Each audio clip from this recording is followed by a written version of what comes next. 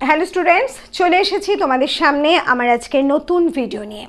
আমাদের আজকের এই ভিডিওতে আমরা 2025 বোর্ড অ্যাপিয়ারিং আইসিএসসি ছাত্রছাত্রীদের জন্য একটা বিষয় নিয়ে এসেছি। সেই বিষয়টা হচ্ছে বিগত 5 বছরে তোমাদের সংকলিতার গদ্যগুলো থেকে ঠিক কী প্রশ্ন এসেছিল এবং সেই প্রশ্নগুলোর উত্তর ঠিক কিভাবে লিখবে তোমরা, মার্কস ডিভিশন অনুযায়ী ঠিক কতটা লেখা উচিত, এই সমস্ত কিছুই কিন্তু তোমরা আমার আজকের এই ভিডিও থেকে জানতে পারবে। এই ভিডিও শুরু করার আগে আরেকটা কথা আমি তোমাদের বলে নেব, সেটা হচ্ছে আমি বললাম 5 বছরের প্রশ্নোত্তর, কিন্তু এখানে 2021 এবং 2022 এর প্রশ্ন তোমরা পাবে না। কারণ হচ্ছে 2021-এ আমরা জানি কোভিড পিরিয়ড চলছিল, যার ফলে আইসিএসসি কিন্তু হয়নি সে বছর। আর 2022-তে আইসিএসসি হয়েছিল, কিন্তু তখন কোয়েশ্চেন পেপারের প্যাটার্নটা বদলে দেওয়া হয়েছিল, কারণ দুটো পেপারে মানে দুবারে তারা এক্সামটা দিয়েছে। সেক্ষেত্রে তাদের যে কোয়েশ্চেন প্যাটার্ন অথবা মার্কস ডিভিশন সেটা কিন্তু তোমাদের এখনকার বা ক্রমানুগতিতে যেভাবে পরীক্ষাটা হয় সেইভাবে কিন্তু প্রশ্নটা হয়নি। ঠিক সেই কারণেই আমি এই 2022টা বাদ দিয়েছি। আমরা 2024 মানে 2018 থেকে 24 পর্যন্ত আজকের এই ভিডিওতে আলোচনা করব। তাহলে চলো আমরা শুরু করি। 2024-এ ঠিক কী প্রশ্ন এসেছিল। প্রথমেই এসেছিল তুমি আমার মা, আমার জীবনদাত্রী, আশীর্বাদ করি চিরসুখী হও মা। নিশ্চয়ই তোমরা ধরতে পারছো যে এই প্রশ্নটা বিভূতিভূষণ বন্দ্যোপাধ্যায়ের বামা গল্প থেকে নেওয়া হয়েছে।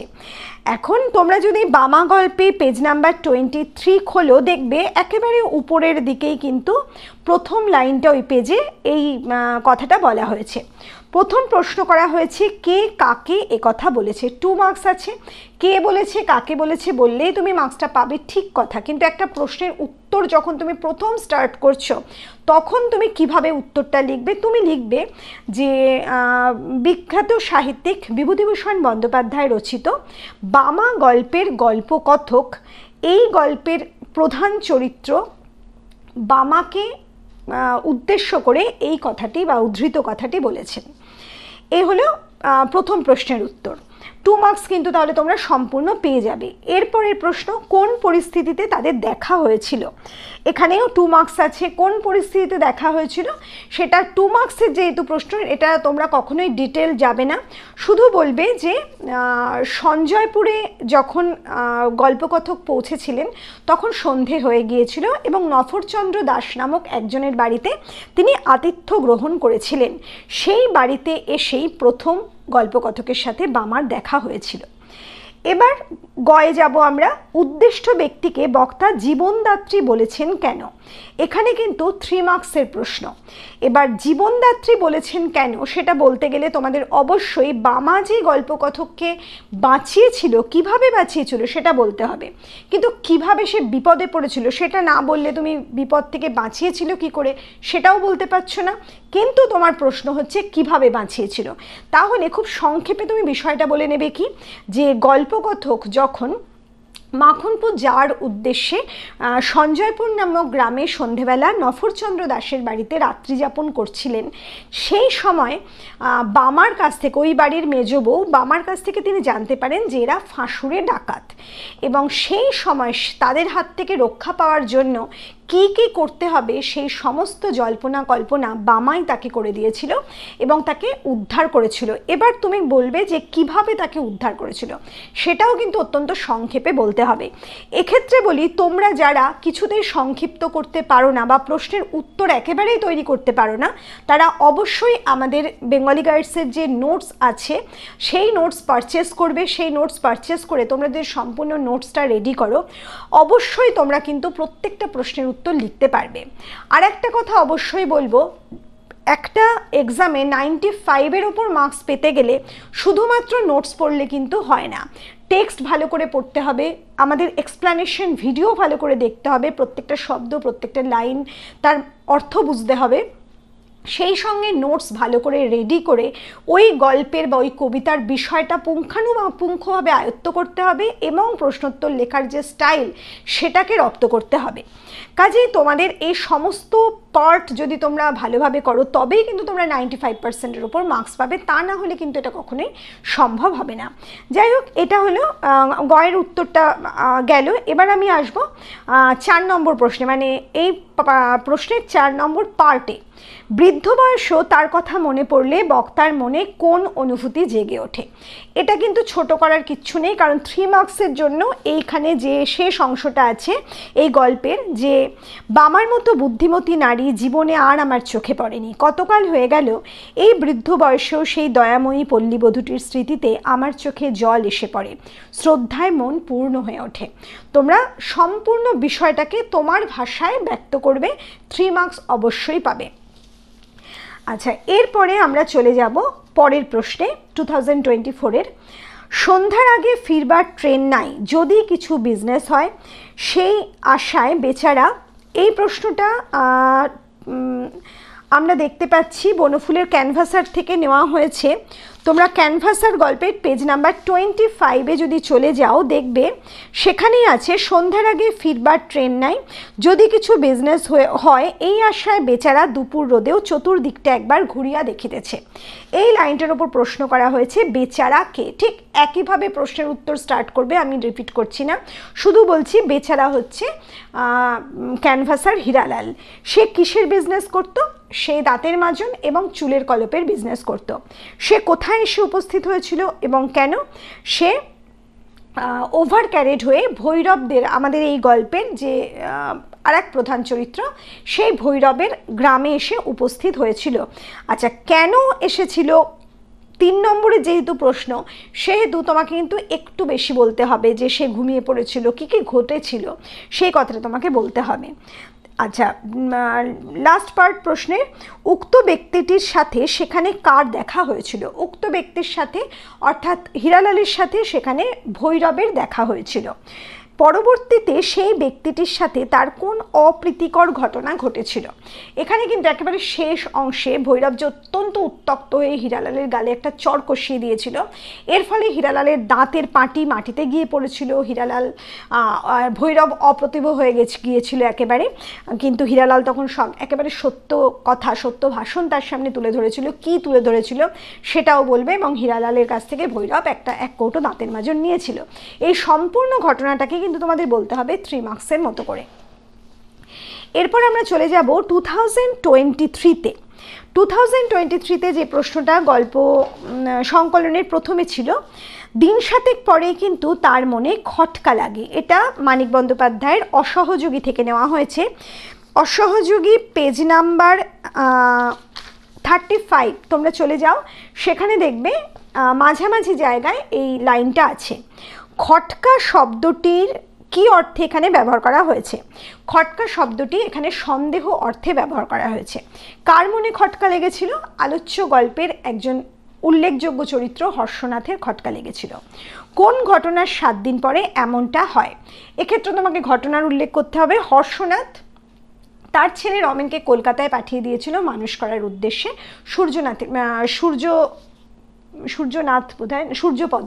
সূর্যপদর বাড়িতে, এবং পুজোর ছুটিতে যখন রমেন বাড়ি ফিরেছিল তখন তার চেহারা, তার সাজগোজ, এই সমস্ত কিছুর বদল, এবং সে বাড়িতে সঠিক সময়ে ফিরে আসে বাইরে গেলেও, এই যে বিষয়গুলো ঘটনার উল্লেখ করতে হবে, করে বলবে যে সেই জন্য সে ভেবেছিল তার মধ্যে পরিবর্তন এসেছে, কিন্তু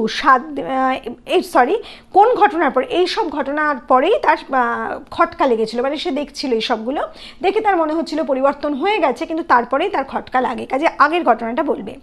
তারপরে আছে কোন ঘটনার 7 দিন পরে খটকা লেগেছিল এবং কি দেখে খটকা লেগেছিল। আচ্ছা, কি দেখে খটকা লেগেছিল সেটা বলতে গেলে বলতে হবে যে আড়ত থেকে যখন হর্ষনাথ বাড়ি ফেরে তখন সে দেখেছিল 100 দুর্ভিক্ষের কাঙালি মেয়ে পুরুষ ছেলে বুড়ো বাড়ির পাশে ফাঁকা বটতলায় পাত পেতে ভাত খাচ্ছে। পরিবেশন করছে রমেন আর তারই বয়সী 25-30টি ছেলে। একেবারে হুবহু লাইন তুলতে হবে তা নয়, তোমার মতো করে এই ঘটনাটাই লিখবে, কিন্তু সামান্য সামান্য বিষয় তুলে দিলে মানে কোট করে দিলে মার্কস একেবারে কমপ্লিট সম্পূর্ণ পেয়ে যাবে। আচ্ছা, এই বিষয়টা দেখে হর্ষনাথ প্রচণ্ড অবাক হয়ে যায়। এরপর ছেলেকে যখন সে ডেকে পাঠায়, ছেলে বলে যে ওরা অনেক দিন ধরে খেতে পায়নি, কি আনন্দ করে খাচ্ছে বাবা দেখো। এই বিষয়টা দেখেই তার খটকা লেগেছিল। আচ্ছা, এই হচ্ছে শেষ প্রশ্ন। এরপরে আমরা চলে যাব এই পর্যায়ের মানে 2023 এর পরের প্রশ্ন, সংকলনের যে গল্প, সংকলিতার যে গদ্যের আর কি। কেমন যেন সেকেলে বুড়োটো ধরনের নাম, তবু রাজি হয়ে গেল নাম বদলাতে। এটা বুঝতেই পারছো নরেন্দ্রনাথ মিত্রের নাম গল্প থেকে নেওয়া হয়েছে। এটা তোমরা নাম গল্পের পেজ নাম্বার 30-তে চলে যাও, তাহলেই দেখতে পাবে। পেজ নাম্বার 30-তে একটু তলার দিকে লাস্ট দুটো প্যারার পরের মানে আগের প্যারাটায় দেখো, সেকেলে বুড়োটে ধরনের নাম একটা লাইন আছে। এখানে বলছে কে নাম বদলাতে রাজি হয়েছিল। তোমরা বুঝতেই পারছো যে নাম মানে প্রথমেই আমি যেরকমভাবে বললাম ঠিক সেভাবেই প্রশ্নের উত্তর লেখা শুরু করবে, এবং উত্তরটা কিন্তু এখানে এই গল্পের প্রধান চরিত্র অসীম। তার নাম কি রাখা হয়েছিল, একই সাথে প্রশ্নটা করা হয়েছে, তার নাম রাখা হয়েছিল গোবিন্দ। একই সাথে যখনই প্রশ্ন থাকবে তখন প্রথম প্রশ্নের উত্তর লেখার পর পরের প্যারায় দ্বিতীয় প্রশ্নের উত্তরটা লিখবে, অথবা তোমরা বুলেট করে লিখতে পারো। একটা বুলেট দিয়ে ফার্স্ট প্রশ্নের আনসারটা লিখতে পারো, আর একটা বুলেট দিয়ে সেকেন্ড আনসারটা লিখতে পারো। তারপর যাব আমরা সেকেন্ড পার্টে, প্রশ্নের নাম্বার 2। তার রাজি হওয়ার কারণ কি ছিল? আচ্ছা, কেন অসীম রাজি হয়ে গিয়েছিল? আসলে অসীমের কাজের প্রয়োজন ছিল, তার দারিদ্র্যই তার মেন কারণ। তার বাড়িতে আর কোনো রোজগারের কোনো মানুষ ছিল না, মা অসুস্থ ছিল, সেই কারণেই তাকে কাজটা নিতে হবে, তাই সে রাজি হয়েছিল। গ মানে পরের প্রশ্ন, কেন তাকে তার নাম বদলাতে হয়েছিল? নাম কেন বদলাতে হয়েছিল? কারণ আমরা জানি যে অসীম যে বাড়িতে কাজ করতে গিয়েছিল, মিসেস চৌধুরীর স্বামীর নাম ছিল অসীম চৌধুরী, এবং একজন বাড়িতে কোনো প্রিয় মানুষ মারা গেছেন, সেক্ষেত্রে তার মিসেস মানে তার স্ত্রী এবং তার মা, ওই ব্যক্তির মা, কেউই ওই নামটা কানে শুনতে বা ওই নাম ধরে ডাকতে আর পারবেন না। ঠিক সেই কারণেই অসীমের নামটা বদলে গোবিন্দ করে দিতে তারা চেয়েছেন, এবং সেই কারণেই নামটা বদলাতে হয়েছিল। এরপরের প্রশ্ন হচ্ছে নাম বদলাবার পর তার মনের অবস্থা কি হয়েছিল? নাম বদলানোর পর অসীমের মনটা খুব খারাপ হয়েছিল, কারণ নামকে তো সকলেই ভালোবাসে, ওই নাম ধরে তাকে ওই বাড়িতে কেউ ডাকে না, এর ফলে সে অন্যমনস্ক হয়ে থাকতো। এর ফল কি হয়েছিল যে এক সময় অসীম কি করতো, যে পাড়ার ছেলের একটা সাইকেল নিয়ে সে প্রায় মায়ের কাছে চলে যেত ওই নামটা একবার শোনার জন্য মায়ের মুখে। এবং এই ঘটনা যখন বাড়ির বৃদ্ধা, ওই বাড়ির বৃদ্ধা মিসেস চৌধুরীর শাশুড়ি মা জানতে পারেন, তখন তিনি তাকে বলেন যে ওরা যখন কেউ থাকবে না, বাড়ির অন্যান্য সদস্যরা, তখন অসীমকে তিনি ওই নাম ধরেই ডাকবেন। এই যে ঘটনাটা ঘটলো, তাতে করে অসীম এবং ওই বৃদ্ধার মধ্যে মানে দুজনের মধ্যে যেন একটা আত্মীয়ের সম্পর্ক তৈরি হলো। অসীমের মনেও আনন্দ হলো এবং বৃদ্ধার মনেও আনন্দ হলো, কারণ সে যেন তার মৃত ছেলের একটা অস্তিত্ব খুঁজে পেল অসীমের মধ্যে। এই ঘটনাটা লিখতে গেলে একটু বড় হয়ে যাবে, কিন্তু তোমাকে পুরোটাই লিখতে হবে, তাতে করে তোমরা 3 মার্কসটা পুরোটা পাবে। আচ্ছা, এরপরের প্রশ্ন, এই খেলা নিয়ে একটা কাণ্ড হলো একবার। পেজ নাম্বার, এটা বুঝতে পারছো আমাদের শীর্ষেন্দু মুখোপাধ্যায়ের গন্ধটা খুব সন্দেহজনক গল্প থেকে নেওয়া হয়েছে। পেজ নাম্বার 65-এ তোমরা এসো, একেবারে মাঝামাঝি দেখো, এই খেলা নিয়ে আরেকটা কাণ্ড হলো একবার লাইনটা আছে। প্রশ্ন, কোন খেলার কথা এখানে উল্লেখ করা হয়েছে? দোমোহানির ফুটবল টিমের সাথে চা বাগানের টিমের একটা ফুটবল ম্যাচ হচ্ছিল, সেই খেলার কথা বলা হয়েছে। এরপরের প্রশ্ন, সেই খেলায় কি কাণ্ড ঘটেছিল? সেই খেলায় কি কাণ্ড ঘটেছিল, এটা কিন্তু 2 মার্কসের প্রশ্ন, কাজে তোমরা খুব বড় করে লিখবে না, শুধু এইটুকু লিখবে, সেই খেলায় একটা অদ্ভুত ঘটনা হয়েছিল যে দোমোহানির টিমে খেলোয়াড়ের সংখ্যা ক্রমশ বেড়ে যাচ্ছিল এবং এক সময় তারা জিততে শুরু করেছিল। ব্যাস এটুকু লিখলেই তোমরা 2 মার্কস পাবে। এরপরের প্রশ্ন, শেষে খেলায় কি পরিণতি হয়েছিল? শেষে খেলায় কি পরিণতি হয়েছিল? যখন দোমোহানির মানে টিমের খেলোয়াড়রা বারবার গোল দিচ্ছে, সেই সময় রেফারি হঠাৎ লক্ষ্য করে যে ওদের টিমে লোক সংখ্যা বেড়ে যাচ্ছে, কিন্তু বারবার লাইনে দাঁড় করিয়ে এক লাইনে দাঁড় করিয়েও যখন মেলাতে পারছে না, দেখছে আবার 11, তখন তারা সে একটু অদ্ভুত মানে অবাক হয়ে যায়, সবাই অবাক হয়ে যায়। কিন্তু এক সময় দেখে যে খেলার মাঠ যেন গিজগিজ করছে, মানে খেলোয়াড়ে ওদের দোমোহানির দলে। তখন সে সবাইকে দাঁড় করিয়ে একেবারে জিজ্ঞেস করে যে অমুক যে গোল দিল, অমুক বেটে কালো ছেলেটা কোথায়, অমুক ছেলেটা কোথায়, একেবারে ধরে ধরে জিজ্ঞেস করে। তখন ওরা দোমোহানির লোক কিছুটা দিশাহারা হয়ে যায়, উত্তরটা দিতে পারে না। সেই সময় খেলা বন্ধ করে দেওয়া হয়েছিল, খেলাটা আর এগোয়নি। কেন খেলার এই পরিণতি ঘটেছিল? এক্ষেত্রে তোমাকে দোমোহানির ঘটনাটা বলতে হবে। দোমোহানিতে কিছু অশরীরী মানে ভূতের আড্ডা, এবং সেই ভূতেরা মানুষের কোনো ক্ষতি করে না, মানুষের যে কোনো অসময়ে কাজে আসে।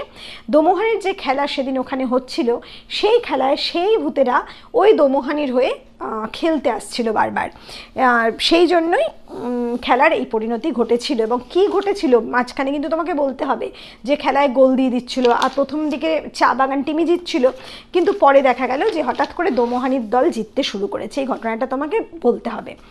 আচ্ছা, এরপরে আমরা চলে যাব 2020-তে, কারণ কি 22 আমি দিইনি, 21 এক্সাম হয়নি, 20-তে। আচ্ছা, 2020-তে যাওয়ার আগে তোমাদের যারা 2025-এর ছাত্রছাত্রীরা আজকে আমার ভিডিওর সামনে আছো, তাদের অবশ্যই একটা কথা বলবো। তোমরা নিশ্চয়ই জানো ইতিমধ্যে আমাদের ক্র্যাশ কোর্সের একটা ভিডিও কিন্তু আপলোড হয়ে গেছে, যেখানে আমি তোমাদের ক্র্যাশ কোর্সের কথা বলেছি, বিশদভাবে বলেছি।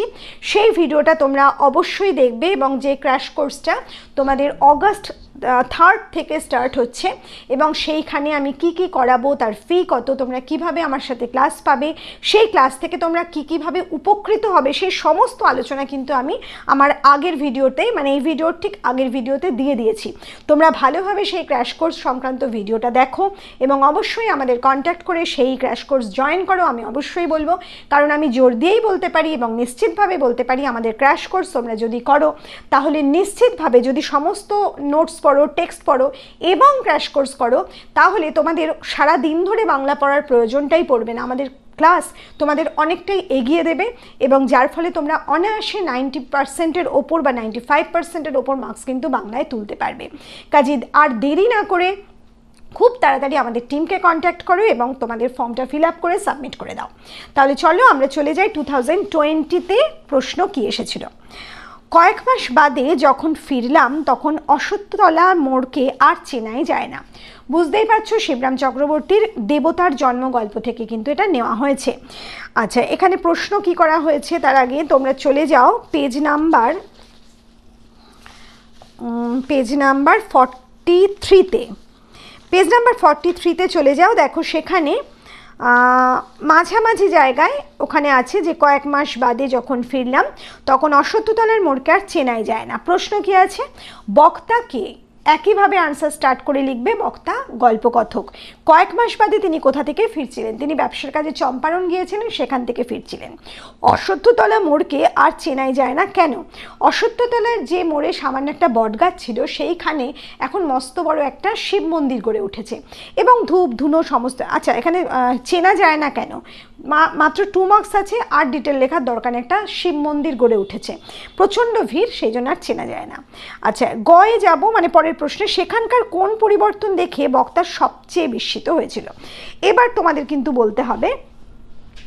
আচ্ছা, ক্ষয়ে মানে পরের প্রশ্নে তোমরা আরেকটু বলো, কারণ হচ্ছে পরের প্রশ্নে যেটা 3rd প্রশ্ন যেটা আছে সেখানে কিন্তু একটু কম জায়গা আছে, সেক্ষেত্রে তোমরা 1 মিনিট। আচ্ছা, তোমরা অশ্বত্থতলা মোড়কে চেনা যায় না ওখানে ওইটুকুই লেখো, কারণ গয়ে যে প্রশ্নটা আছে সেখানে বরঞ্চ এটা জুড়ে দাও। তোমরা ওখানে লেখো যে কি কি দেখেছিলেন গল্পকথক। শঙ্খ ঘণ্টার আর্তনাদে কান পাতা দেয়, ছোটোখাটো একটা মন্দির গড়ে উঠেছে, ভক্তের ভিড় ঠেলে যাওয়া খুব কষ্টকর, এইসব বর্ণনাটা কিন্তু তোমরা 3rd প্রশ্নে দিয়ে দাও।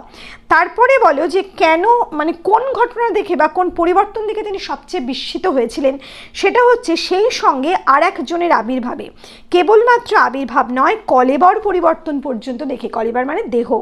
মন্দিরের চত্বরের সেই লোকটা, প্রথমত সেই আদি অকৃত্রিম উপাসক, এই লাইনটা কোট করো। আমি সবাইকে বলবো এই যে লাইনটা, সেই আদি ও অকৃত্রিম উপাসক, এই লাইনটা ধরে যেমন প্রশ্ন আসে তেমন এখান থেকে যে ধরনের প্রশ্নই আসুক না কেন, এই লাইনটা যদি তোমাদের কাজে লাগাতে পারো, লাইনটা কিন্তু খুব ইম্পর্টেন্ট, মার্কসটা অবশ্যই ভালো পাবে। গেরুয়া তিলক রুদ্রাক্ষের চাপে তাকে আর চেনাই যায় না এখন, মানে ওই যে ভদ্রলোককে তিনি প্রথম দিন দেখেছিলেন, তারপরে মাঝে সে ওই নুড়ি পাথরটার খবর নিচ্ছিল, তাকে তিনি আবার দেখতে পেলেন মন্দির চত্বরে। বিষয়টা নিজের ভাষায় লেখো, সে একেবারে ভোল বদল করে এসেছে এবং কিভাবে এসেছে সেটা লেখো, তার মধ্যে শুধু এই লাইনটা ঢুকিয়ে দাও।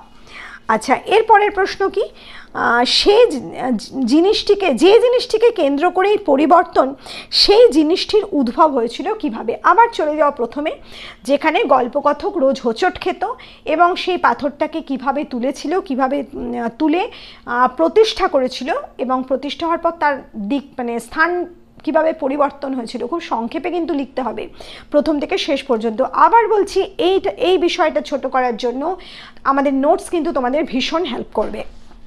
যাই হোক, এরপরে আমরা চলে যাব 2020-র পরের প্রশ্নে, গদ্যের ক্ষেত্রে। বালকদের পীড়ন করিবার জন্য আমাদের শিবনাথ পণ্ডিতের একটি অস্ত্র ছিল, যেটি শুনিতে যৎসামান্য কিন্তু প্রকৃতপক্ষে অত্যন্ত নিদারুণ। আচ্ছা, শিবনাথ পণ্ডিতের যে অস্ত্র ছিল, এটা শুনে তোমরা নিশ্চয়ই বুঝতে পারছো, এটা আমাদের রবীন্দ্রনাথ ঠাকুর রচিত গিন্নি গল্প থেকে নেওয়া হয়েছে। এটা গিন্নি গল্পের, তোমরা চলে যাও গিন্নি গল্পের পেজ নাম্বার 6-এ, সেখানে দেখো একেবারে মাঝামাঝি এই লাইনটা তোলা হয়েছে। প্রশ্ন করা হয়েছে শিবনাথ পণ্ডিতকে। তোমরা বলবে যে আমাদের এই গিন্নি গল্পের গল্পকথক যে 3য় শ্রেণীর 2য় বিভাগে পড়তো, সেখানকার শিক্ষক ছিলেন শিবনাথ পণ্ডিত। তার অস্ত্রটি কী ছিল? তার অস্ত্রটি বলতে তার যে একটা বিশেষ বৈশিষ্ট্য ছিল, তিনি ছাত্রদের নাম পরিবর্তন করে দিতেন, সেই কথাটাই উল্লেখ করতে হবে। তারপর বলছেন সেটি প্রকৃতপক্ষে নিদারুণ কেন। এক্ষেত্রে কিন্তু পেজ নাম্বার 6-এ তোমাদের এই লাইনের পর যে অংশটা আছে, নাম সম্পর্কে লেখক যে কথাগুলো বলছেন, সেই কথাগুলো কিন্তু তোমাকে সম্পূর্ণ বলতে হবে। সরি, এখানে গল্পকথক নয়, এখানে কিন্তু লেখক, গল্পের লেখক। এখানে গল্পকথক গল্পটা বলেননি, তোমাদের লেখক বলতে হবে। বক্তাকে, তার অস্ত্রটি কী ছিল, এখানে তোমাদের শিবনাথ পণ্ডিত, এখানে গল্পের বক্তা বলে কিছু নেই, এখানে গল্পের লেখক নিজেই কথা বলছেন।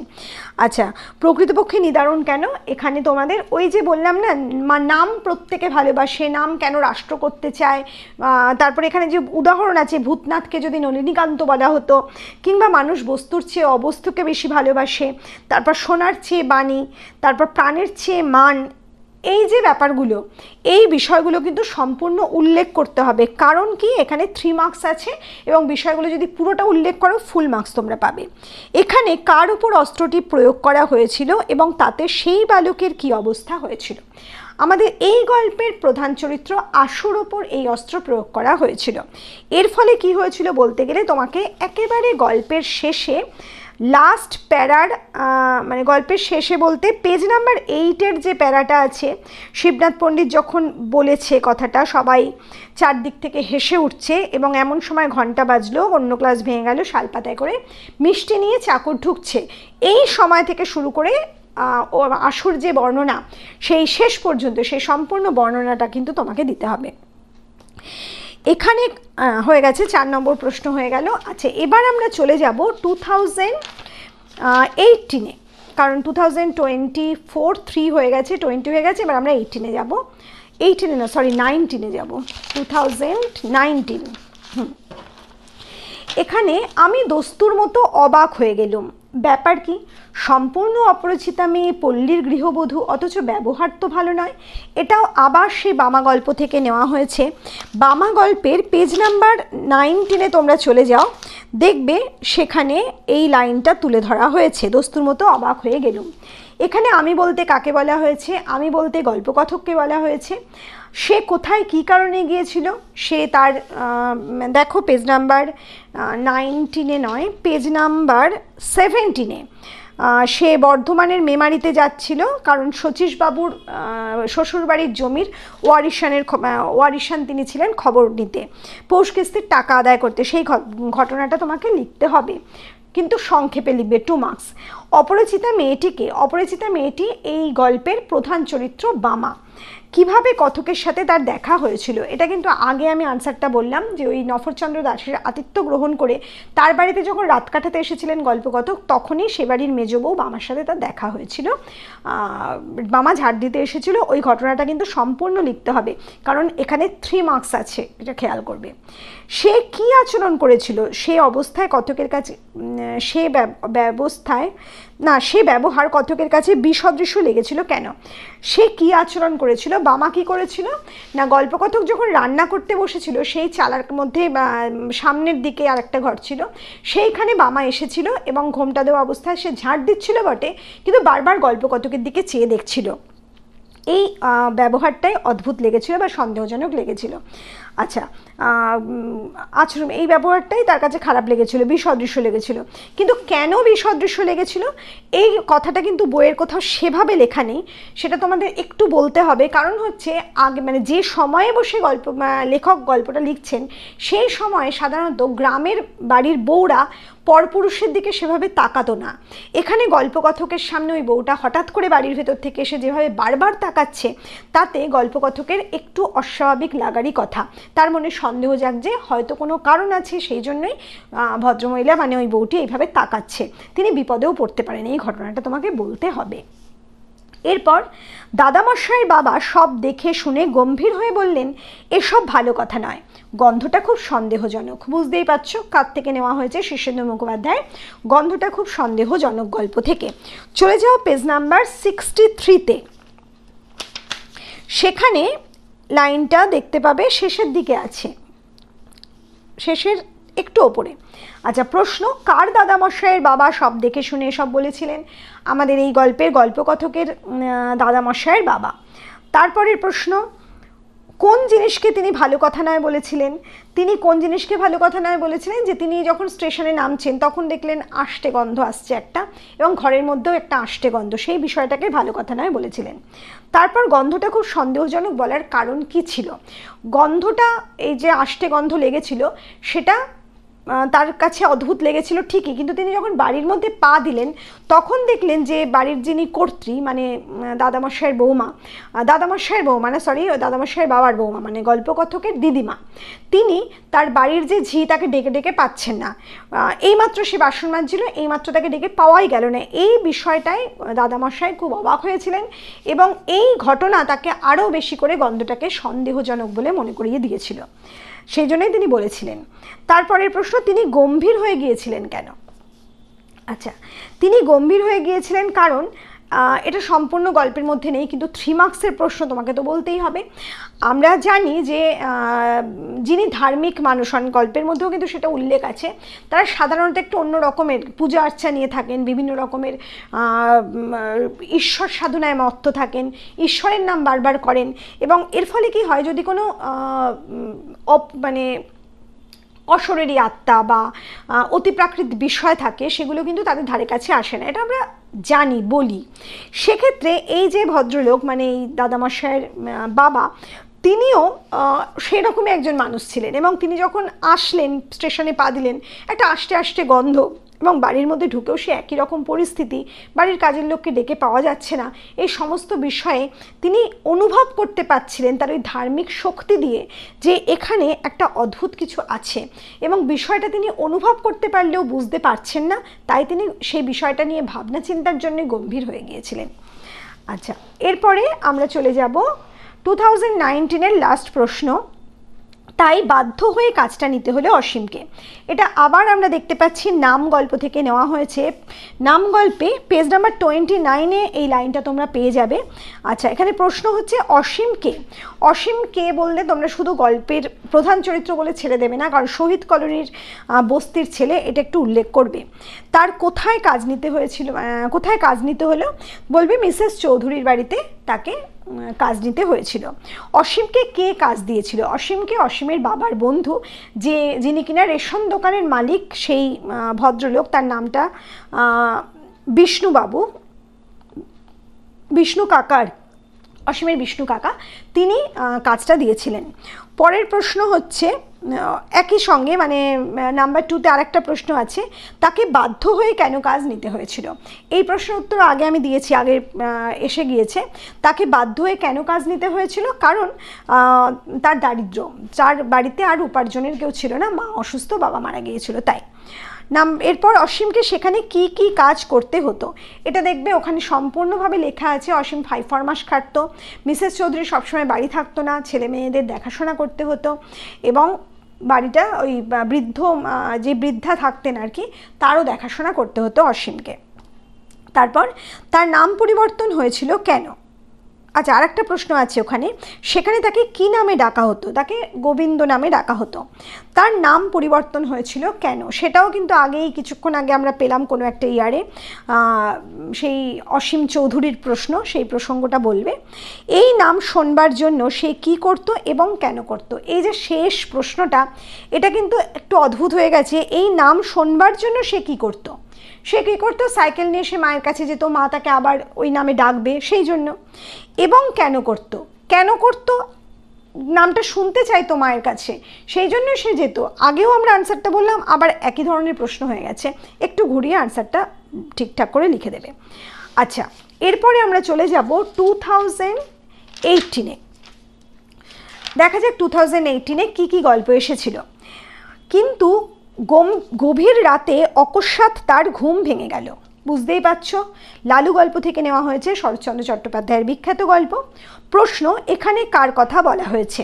এখানে অবশ্যই আমাদের স্মৃতিরত্ন, যিনি নন্দরানীর গুরুদেব ছিলেন, তার কথা বলা হয়েছে। তিনি কোথায় রাত্রিবাস করেছিলেন, লালুদের বাড়িতে, মানে নন্দরানীর নতুন বাড়িতে রাত্রিবাস করেছিলেন, একতলার ঘরে।